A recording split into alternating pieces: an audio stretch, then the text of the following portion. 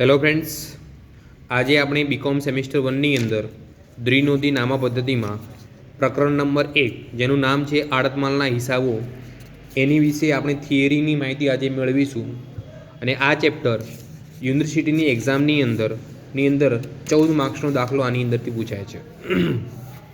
તો કે હવે આડતમાલ કોને કહેવામાં આવે, આડતમાલની અંદર કેટલા પક્ષકારો હોય છે એની માહિતી આપણે આજે મેળવીશું. એની અંદર કેટલા ખાતા બનાવવામાં આવે છે, કઈ નોંધ કરવામાં આવે છે, એ વિશે આજે આપણે જાણીશું.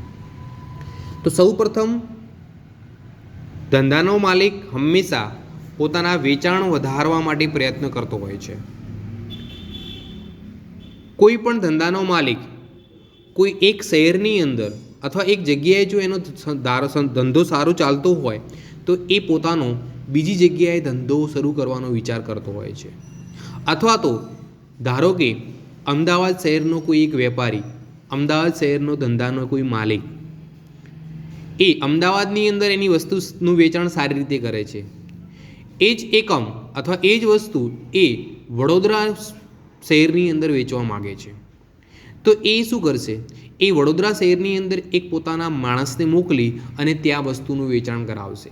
તો જે માણસ જાય છે એ માણસ કમિશન એને મળશે. એ જેટલું વેચાણ કરશે એના પર શું મળશે? એને કમિશન મળશે. અને અમદાવાદનો જે વ્યક્તિ છે એના માટે એ શું કહેવાશે? એનો માલિક કહેવાશે. તો સૌથી પહેલાં આડત માલનો અર્થ સમજીએ કે માલનું કમિશનથી વેચાણ કરવા માટે પોતાના હિસાબે અને પોતાના જોખમે અન્ય દેશમાં કે અન્ય સ્થળે કે પ્રદેશમાં પોતાના એજન્ટને માલ મોકલી વેચાણ કરવાની પદ્ધતિને આડત માલ કહે છે. કોઈ પણ ધંધાનો વેપારી પોતાનું વેચાણ વધારવા માટે કોઈ પણ અન્ય સ્થળે પોતાના વ્યક્તિને પોતાના જોખમે માલ વેચાણ માટે મોકલે છે તો એ પ્રક્રિયાને આડત માલ કહેવામાં આવે છે. માલનું કમિશનથી વેચાણ કરવા માટે પોતાના હિસાબે અને જોખમે દેશના અન્ય સ્થળે કે પ્રદેશમાં પોતાના એજન્ટને માલ મોકલી વેચાણ કરવાની પદ્ધતિને આડત માલ કહે છે. અને આડત માલની અંદર બે પક્ષકારો હોય છે, એક માલધણી હોય છે અને એક આડતીયો હોય છે. તો માલધણી એ માલિક હોય છે, બધું જોખમ માલધણીનું હોય છે. માલધણીની અંદર આડત માલની અંદરથી એને નફો મળે છે, જ્યારે આડતિયાને વેચાણ પર કમિશન મળે છે. આડતિયાને નફામાં ભાગ મળતો નથી, આડતિયાને જોખમ હોતું નથી, બધું જોખમ માલધણીનું હોય છે. ઓકે, હવે આપણે જોઈએ આડત માલના લક્ષણો. તો આડત માલના ધંધામાં માલધણી અને આડતીયો એમ બે પક્ષકારો હોય છે. બે પક્ષકારો વચ્ચેનો સંબંધ વેપારી ગ્રાહકનો હોતો નથી, પરંતુ માલિક અને એજન્ટનો હોય છે. માલ સંપૂર્ણપણે માલધણી હિસાબે અને જોખમે વેચવામાં આવે છે. બધું રિસ્ક માલધણીનો હોય છે, એટલે માલિકનો હોય છે. નફો કે ખોટ સંપૂર્ણપણે માલધણીના હોય છે. આડતિયાએ ફક્ત એના માટે કમિશન ચૂકવવા, એને કમિશન સાથે સંબંધ હોય છે. માલધણીને ફક્ત શું મળે છે? આડતિયાને ફક્ત કમિશન મળે છે. માલને નુકસાન થાય કે માલ નાશ પામે તે અંગે આડતિયો કોઈ રીતે જવાબદાર હોતો નથી, એ બધો જવાબદાર માલધણી હોય છે. આડતીયો માલધણી વતી કોઈ ખર્ચ કરે તે માલધણી પાસેથી વસૂલ કરવાનો તેનો અધિકાર છે. નેક્સ્ટ પોઈન્ટ છે આપણો, માલનું વેચાણ ન થાય તો તે માલ પરત કરવાનો આડતિયાનો હક છે. કેટલી વખત આડતીયો આ માલ ખરીદી પણ લે છે. માલને નુકસાન અંગે આડતીયો જવાબદાર ન હોવા છતાં માલની વાજબી કાળજી રાખવા આડતીયો બંધાયેલો હોય છે. સામાન્ય રીતે આડત માલના ધંધામાં આડતિયા તરફથી માલધણીને એડવાન્સ તરીકે અમુક રકમ મળે છે. માલધણી સૂચના આપે તે કિંમતે આડતિયાએ માલ વેચવાનો હોય છે. તો આ પ્રક્રિયાને આડત માલના હિસાબો કહેવામાં આવે છે. તો આડત માલની અંદર આપણે જોયું બે પક્ષકારો હોય છે, માલધણી અને આડતિયા. તો માલધણી પોતાના ચોપડામાં કયા કયા ખાતા બનાવે છે એ અંગેની માહિતી આપણે જોઈશું. તો માલધણી છે પોતાના ચોપડામાં 3 ખાતા તૈયાર કરે છે. એક આડત માલ ખાતું, બીજું આડત પર મોકલેલું ખાતું અને ત્રીજું આડતિયાનું ખાતું, એટલે સામે પક્ષકારનું ખાતું. તો જુઓ, આડત માલ ખાતું એ વેપાર ખાતું અને નફા નુકસાન ખાતાનો જ એક પ્રકાર છે. બીજું આડત પર મોકલેલ ખાતું ખાતું બનાવવામાં આવે છે અને ત્રીજું આડતિયાનું ખાતું બનાવવામાં આવે છે. આ 3 ખાતા માલધણીના ચોપડે બનાવવામાં આવે છે. હવે એની આમનોંધો જોઈશું કે માલધણી પોતાના ચોપડામાં કઈ કઈ આમનોંધો કરી શકે. તો સૌપ્રથમ માલધણી પોતાનો માલ આડતિયાને મોકલે છે બીજા સ્થળે વેચવા માટે. તો માલધણી ત્યારે પોતાના ચોપડામાં જ્યારે આડત પર માલ મોકલવામાં આવે ત્યારે માલધણી પોતાની ચોપડામાં આમનોંધ લખશે, આડત માલ ખાતે ઉધાર તે આડત પર માલ મોકલેલ માલ ખાતે. જ્યારે આડત પર માલ મોકલવામાં આવે ત્યારે માલધણી પોતાના ચોપડામાં આડત માલ ખાતે ઉધાર તે આડત પર મોકલેલ માલ ખાતે. બીજો પોઈન્ટ છે, માલ મોકલતા માલધણી ખર્ચ ચૂકવે. જે માલ મોકલે એના અંગત કોઈ ખર્ચ થાય, ભાડું થાય, કંઈ પણ ખર્ચો થાય તો આડત માલ ખાતે ઉધાર તે રોકડેથી ચૂકવ્યો હોય તો રોકડ ખાતે, જો બેંકથી ચૂકવ્યો હોય તો તે બેંક ખાતે લખવામાં આવે છે. આપણે જોયું કે આડત માલ એક પ્રકારનું નફા નુકસાન ખાતું છે. કોઈ પણ ખર્ચ આડત માલને લગતો એ આડત માલ ખાતાની અંદર ઉધાર કરવામાં આવે છે. આડતિયા તરફથી એડવાન્સ મળે છે. કોને? માલધણીને. કેમ કે માલધણીએ આડતિયાને માલ મોકલ્યો છે, એના બદલામાં એડવાન્સમાં આડતીઓ પૈસા મોકલે છે. એ પૈસા 3 સ્વરૂપે હોઈ શકે છે. રોકડમાં પણ હોઈ શકે છે, બેંકમાં પણ હોઈ શકે, અથવા લેણી હુંડી પણ હોઈ શકે છે. જો રોકડ મળે તો રોકડ ખાતે ઉધાર, બેંકમાં મળે તો બેંક ખાતે ઉધાર, અને જો લેણી હુંડી મળે તો લેણી હુંડી ખાતે ઉધાર કરવામાં આવે છે. અને એ પૈસા કોની જોડેથી મળે છે? આડતિયા જોડેથી. તો એ આડતિયા ખાતે જમા કરવામાં આવે છે. હવે આડતિયા જોડેથી જે લેણી હુંડી મળી છે માલધણીને, એ લેણી હુંડી વટાવે ત્યારે એને પૈસા થોડા ઓછા મળે છે. તો એની આમનો શું કરે? રોકડ અથવા બેંક ખાતે ઉધાર તે આડત માલ ખાતે ઉધાર, અથવા કે વટાવ ખાતે તે લેણી હુંડી ખાતે જમા કરવામાં આવે છે. આડતિયા તરફથી વેચાણનો આંકડો મળે ત્યારે આડતિયા ખાતે ઉધાર તે આડત માલ ખાતે જમા એમ નોંધ કરવામાં આવે છે. આડતીઓ ચૂકવેલ ખર્ચ અંગે, જ્યારે આડતીઓ ખર્ચ ચૂકવે છે કોના સંબંધી? આડત માલને લગતે, માલધણીના માટે. તો આડત માલ ખાતે ઉધાર, કેમ કે ખર્ચ છે, પણ પૈસા કોને ચૂકવ્યા છે? આડતિયા. આપણે ચૂકવ્યા નથી, તે આડતિયા ખાતે જમા કરવામાં આવશે. પછી છે આડતિયાને આપવાની આડત અથવા કમિશન. કેમ કે આડતિયાને વેચાણની અંદર નફો નથી મળતો, એને કમિશન આપવામાં આવે છે. તો એની આમનો આડત માલ ખાતે ઉધાર, કેમ કે એ માલધણી માટે ખર્ચ કહેવાય છે, તે આડતિયા ખાતે જમા કરવામાં આવે છે.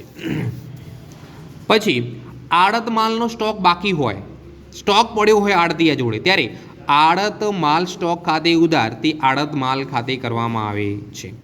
આડત માલનો નફો કે ખોટ અંગેની નોંધ. આડત માલ નફો જો નફો હોય તો આડત માલ ખાતે ઉધાર તે સામાન્ય નફા કે નુકસાન ખાતે, અને જો નુકસાન હોય તો સામાન્ય નફા નુકસાન ખાતે ઉધાર તે આડત માલ ખાતે જમા કરવામાં આવે છે.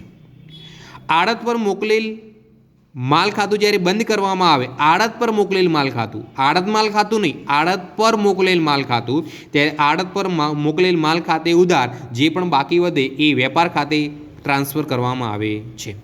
હવે આપણે જોઈશું આડત માલ ખાતાનો નમૂનો. તો આડત માલ ખાતું કોણ બનાવે છે? માલધણી. તો જોઈ લો, આડત માલ ખાતાની અંદર ઉધાર બાજુ અને જમા બાજુ હોય છે.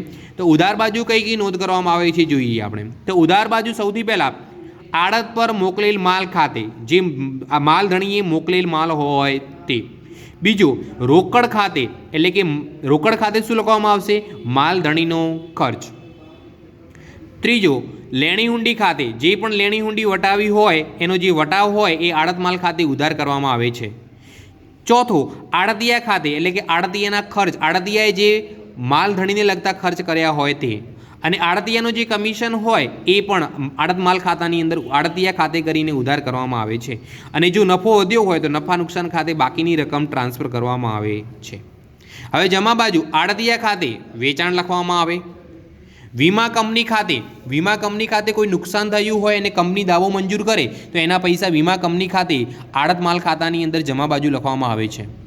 પછી નફા નુકસાન ખાતે કંઈ નુકસાન થયું હોય પણ પૂરેપૂરા પૈસા વીમા કંપનીએ દાવો મંજૂર કર્યો ન હોય ત્યારે. આડત પર મોકલેલ માલ ખાતે, જ્યારે આડત પર મોકલેલ માલ પરત આવે ત્યારે. આડત માલ સ્ટોક ખાતે, જ્યારે આડત માલ સ્ટોક જે પણ આડતિયા જોડે વધે છે અને જો નુકસાન થયું હોય તો આડત માલ ખાતાની જમા બાજુ આવે છે. આ તમે તમારા નોટબુકની અંદર સારી રીતે નોટ બનાવી દેજો. એટલા માટે કરીને આગળના લેક્ચરમાં આપણે દાખલા કરીશું, એના માટે તમારે આ વસ્તુ ઉપયોગી રહેશે. નેક્સ્ટ લેક્ચરની અંદર આડત માલને લગતા આપણે દાખલા કરીશું.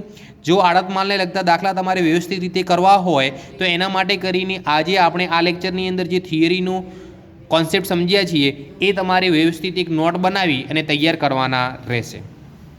ઓકે, આ આપણે જે ખાતા જોઈએ છીએ એ કોની અંદર જોઈએ છીએ? માલધણીના ચોપડે. તો માલધણીના ચોપડે સૌથી પહેલું કયું ખાતું જોયું આપણે? આડત માલનું ખાતું. હવે બીજું કયું ખાતું છે? આડત પર મોકલેલ માલનું ખાતું. તો આડત પર મોકલેલ માલની ખાતાની અંદર તો ફક્ત બે જ નોંધ થાય છે. એની ઉધાર બાજુએ આડત માલ ખાતે જે પરત કરવામાં આવે છે તે, અને આડત માલ ખાતે જે માલ મોકલેલ હોય છે અને બાકીની રકમ ખાતું બંધ કરીને વેપાર ખાતે ટ્રાન્સફર કરવામાં આવે છે. જુઓ, અહીંયા આપણે આડત માલ ખાતાની અંદર આડત પર મોકલેલ માલ ખાતે ઉધાર કર્યું છે. એ આડત પર મોકલેલ માલ ખાતે આડત માલ ખાતે શું કરવામાં આવશે? જમા. અને આડત માલ ખાતામાં જે આપણે અહીંયા પરત કરેલ આડત પર મોકલેલ માલ ખાતે જમા કરેલું છે એ અહીંયા આડત માલ ખાતે શું કરવામાં આવશે? ઉધાર કરવામાં આવશે. અને બાકીની રકમ વેપાર ખાતું ટ્રાન્સફર કરવામાં આવશે બંધ કરીને. ઓકે, હવે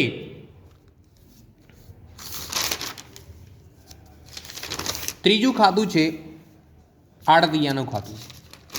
ત્રીજું ખાતું આપણું છે આડતિયાનું ખાતું. તો આડતિયાના ખાતાની અંદર કયા કયા ખાતા હોય છે, એની અંદર કઈ કઈ નોંધ હોય છે એ તમને હું બતાવી દઉં છું કે આડતિયાના ખાતાની અંદર કેવી રીતે નોંધ કરવામાં આવે છે. ઓકે, તમારે ચોપડીની અંદર પણ આપેલું જ છે આડતિયાનું ખાતું. તો આડતિયાના ખાતાની અંદર ઉધાર બાજુ ફક્ત એક જ નોંધ થાય છે, આડત માલ ખાતે જે વેચાણ કરે છે તે. આડતિયાના ખાતાની અંદર જુઓ, જમા બાજુ બધી નોંધ કરવામાં આવે છે. રોકડ ખાતે કે બેંક ખાતે કે લેણી કોંડી ખાતે આડતિયા તરફ મળેલી એડવાન્સ.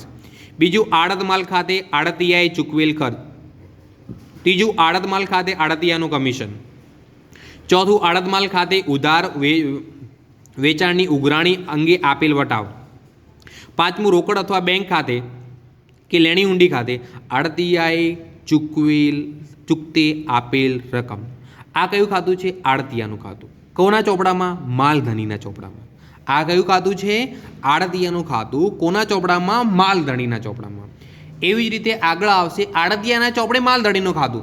ફક્ત જે જમા નોંધ છે એ ઉધાર થઈ જશે ને ઉધાર એ જમા થઈ જશે. આગળ આવશે ત્યારે હું તમને બતાવીશ.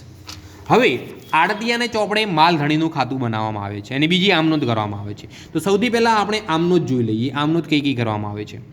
તો એની અંદર આમનોંધમાં જુઓ, આડત માલ અંગે એડવાન્સ આપવામાં આવે ત્યારે માલધણી ખાતે ઉધાર, જો એડવાન્સમાં રોકડ આપી હોય તો રોકડ ખાતે, બેંકથી ચૂકવણી કરીએ તો બેંક ખાતે, અને દેવી હુંડી આપી હોય તો દેવી હુંડી ખાતે. પછી આડતિયાનો ખર્ચ. આડતિયા કોના માટે ખર્ચ કર્યો હોય? માલધણી માટે. તો માલધણી ખાતે ઉધાર તે રોકડ ખાતે. જ્યારે આડત પર આપેલ માલનું વેચાણ થાય ત્યારે રોકડ અથવા બેંક ખાતે ઉધાર, એ વેચાણ એનું નથી, માલધણીનું છે, એટલે માલધણી ખાતે જમા કરશે. પછી વેચાણ પર લેણું કમિશન, તો માલધણીનો ખર્ચ કહેવાય, એટલે માલધણી જોડેથી લેવાના છે, તો માલધણી ખાતે ઉધાર તે આડત કે કમિશન ખાતે. હિસાબ ચૂકતે કરવામાં આવે ત્યારે માલધણીને પૈસા જે ચૂકવવાના હોય એ માલધણી ખાતે ઉધાર, અને ચૂકવીએ એટલે રોકડથી ચૂકવીએ તો રોકડ ખાતે, અને બેંકથી ચૂકવીએ તો બેંક ખાતે જમા કરવામાં આવે છે. અહીંયા છે હવે માલધણીનું ખાતું. અહીંયા કયું ખાતું છે? માલધણીનું ખાતું. કોના ચોપડામાં? આડતિયાના ચોપડામાં. તો ઉધાર બાજુ જુઓ કઈ કઈ વસ્તુ લખવામાં આવે છે. રોકડ ખાતે અથવા બેંક ખાતે અથવા દેવી ઊંડી ખાતે જો એડવાન્સમાં આપ્યું હોય તો. દેવાદાર ખાતે જો ઉધાર વેચાણ પરત આવ્યું હોય ત્યારે. રોકડ ખાતે જે એણે ખર્ચની ચૂકવણી કરી હોય તો આડતિયાએ. આડત ખાતે એને જો આડત અથવા કમિશન જે મળવાની હોય તે. રોકડ અથવા બેંક અથવા દેવી ઊંડી ખાતે જે બાકીની રકમ ટ્રાન્સફર કરવામાં આવે છે તે. જમા બાજુ કઈ કઈ નોંધ કરવામાં આવે છે? રોકડ અથવા બેંક ખાતે વેચાણની નોંધ, દેવાદાર ખાતે જો ઉધાર વેચાણ કર્યું હોય તેવું, અને ખરીદ ખાતે પોતાના ઉપયોગ માટે એણે માલ લીધો હોય તો. તો આપણે જોયું સૌપ્રથમ આડત માલનો અર્થ. તો આડત માલનો અર્થ શું કહેવાય? કે માલનું કમિશનથી વેચાણ કરવા માટે પોતાના હિસાબે અને જોખમ દેશના અન્ય સ્થળે કે પ્રદેશમાં પોતાના એજન્ટને માલ મોકલી વેચાણ કરવાની પદ્ધતિને આડત માલ કહે છે. અને આડત માલની અંદર બે પક્ષકાર હોય છે, માલધણી અને આડતિયો. પછી આડત માલના લક્ષણો જોયા કે આડત માલના ધંધામાં માલધણી અને આડતિયો એમ બે પક્ષકાર હોય છે. બે પક્ષકારો વચ્ચેનો સંબંધ વેપારી ગ્રાહકનો નહીં પરંતુ માલિક અને એજન્ટનો હોય છે. માલ સંપૂર્ણપણે માલધણીના હિસાબે અને જોખમે વેચવામાં આવે છે. નફો કે ખોટ સંપૂર્ણપણે માલધણીને મળે છે. આડતીઓ ફક્ત કમિશન લેવાનો જ હકદાર છે. માલને નુકસાન થાય કે માલ નાશ પામે તે અંગે આડતીઓ કોઈ જવાબદાર હોતો નથી. આડતીઓ માલધણી વચ્ચે કોઈ ખર્ચ કરે તો માલધણી પાસેથી વસૂલ કરવાનો તે અધિકાર છે. માલનું વેચાણ ન થાય તો તે માલ પરત કરવાનો આડતિયાનો હક છે. કેટલી વખત આડતીઓ આ માલ પોતાની જાતે પણ ખરીદી શકતો હોય છે. માલને નુકસાન અંગે આડતીઓ જવાબદાર ન હોવા છતાં માલની વાજબી કાળજી રાખવી એની આડના માટે બંધાયેલો હોય છે. સામાન્ય રીતે આડત માલના ધંધામાં આડતિયા તરફથી માલધણીને એડવાન્સ તરીકે અમુક રકમ મળે છે. માલધણી સૂચના આપે તે કિંમતે આડતિયાએ માલ વેચવાનો હોય છે. હવે માલધણીના ચોપડામાં 3 ખાતા બનાવવામાં આવે છે: આડત માલ ખાતું, આડત પર મોકલેલ માલ ખાતું અને આડતિયાનું ખાતું. હું તમને ચોપડીની અંદર બતાવી દઉં છું કયા કયા ખાતા છે. જો તમારી જોડે ચોપડી ના હોય તો આની અંદરથી સ્ક્રીનશોટ કરી અને પોતાના નોટ અંદર બનાવી દેજો, એટલે તમારે દાખલા કરવામાં તકલીફ પડશે નહીં.